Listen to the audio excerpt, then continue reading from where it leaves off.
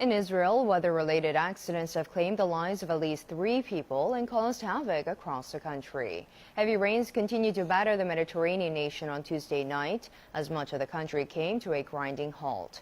It's thought to be the worst rain the country has seen in more than a decade. CCTV's Roee Ruttenberg has more from Tel Aviv.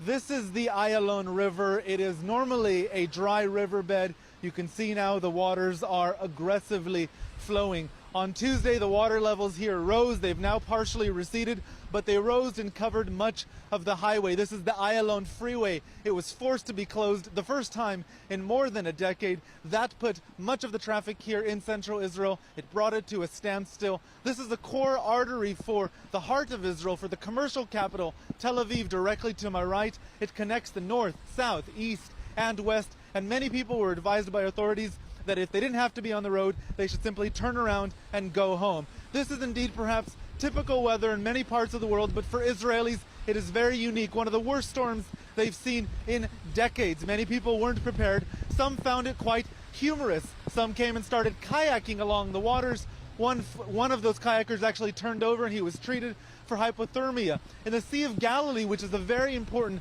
source of water for Israel, which is having a water crisis over the years, the water levels actually rose in the last few days by 22 centimeters, which for people who are observing those water levels say is good news for the state of Israel.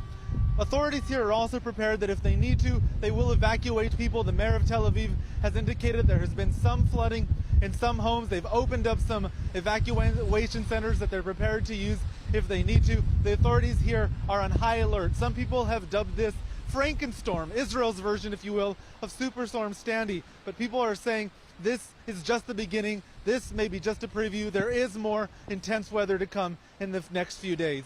Roee Ruttenberg, CCTV, in a very wet Tel Aviv.